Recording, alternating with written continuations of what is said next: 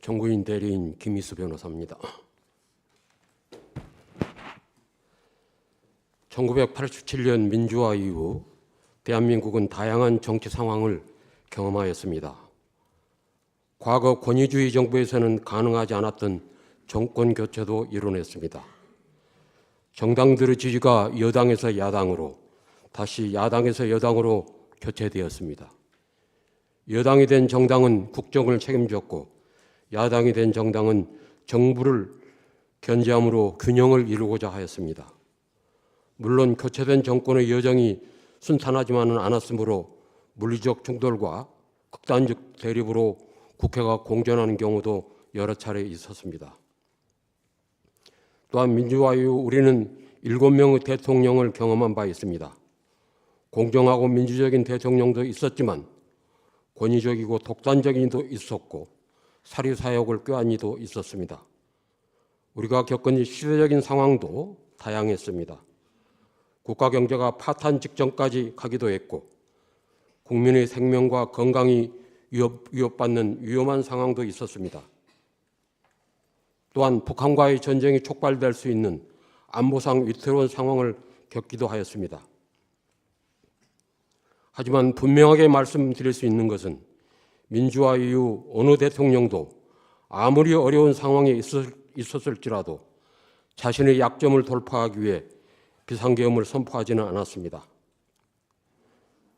그것은 대통령이 비상계엄의 권력을 사용하는 순간 헌정체제는 중단되고 민주공화국은 붕괴되는 것이라는 사실을 알고 있었기 때문입니다. 영원히 성공하는 것이 불가능할 뿐만 아니라 성공하더라도 오히려 더 큰 문제, 즉 더 큰 권력의 탐욕으로 이어지고 역사적 죄악으로 끌려 들어가는 통로라는 것을 잘 알고 있었기 때문입니다. 피청구인이 저지른 비상계엄 선포는 어떤 대통령도 꿈꾸지 않았던 바로 그 금단의 행위, 최악의 헌정 파괴 행위입니다.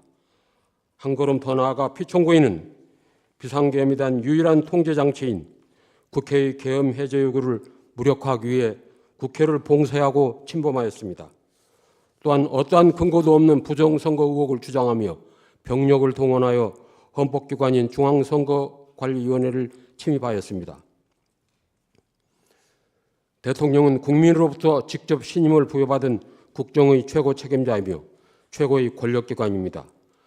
그렇게 그에게는 가장 위험한 권력인 군 통수권과 계엄 선포권이 부여되어 있습니다.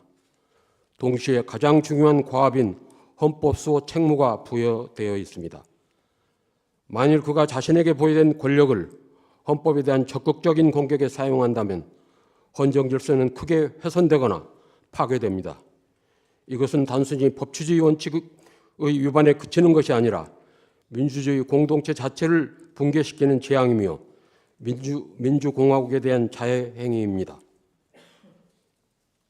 피청구인의 헌법 위반 행위들은 민주주의와 법치주의 기본 원칙에 대한 적극적인 헌정 파괴 행위였습니다. 그럼에도 피청구인의 태도는 어떻습니까? 반성과 느침이 없습니다. 거짓말과 헛소리, 궤변, 그리고 헌법에 반하는 주장을 늘어놓고 있습니다. 정당한 영장 집행에 저항하였고 극렬 지지자들을 선동하여 오히려 공권력에 대항하게 하고 있습니다.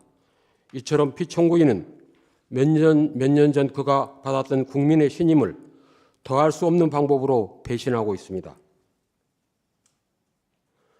그래도 다행스러운 것은 대다수 우리 국민들에게 민주주의와 헌법의식이 몸과 마음에 배어 있다는 것입니다.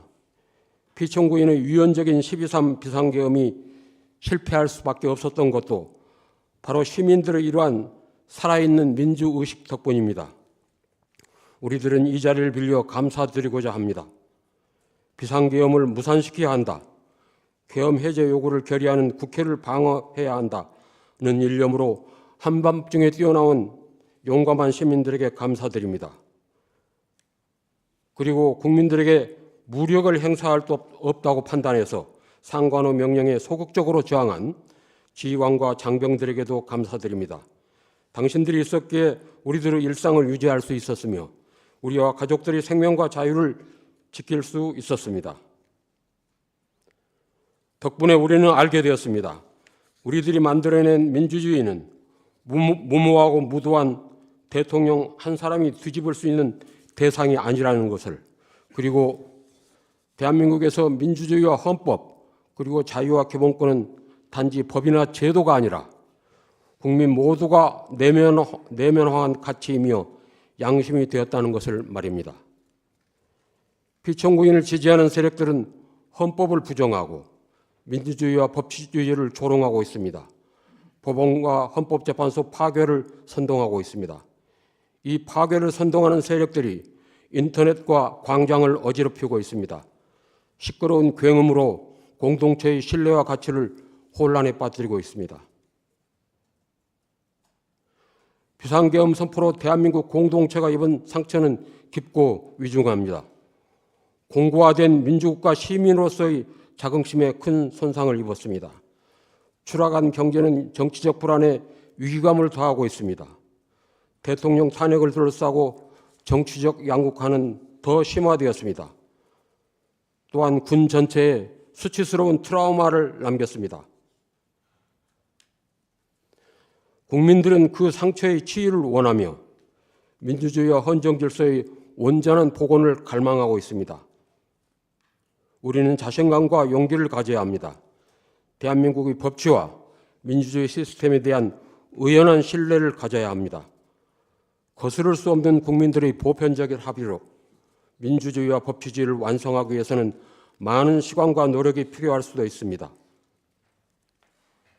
우선 가장 중요한 일부터 한 걸음씩 해결해 가야 합니다.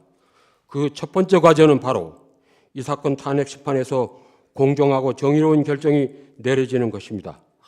바로 대통령에 대한 파면 결정입니다. 만에 하나 헌법재판소가 피청구인에 대한 탄핵 심판 청구를 기각하여 피청구인이 대통령의 직무에 복귀하게 된다면 이는 더 큰 재앙을 불러오는 것으로 우리 공동체와 구성원 모두를 위험에 빠뜨리는 행위가 될 것입니다.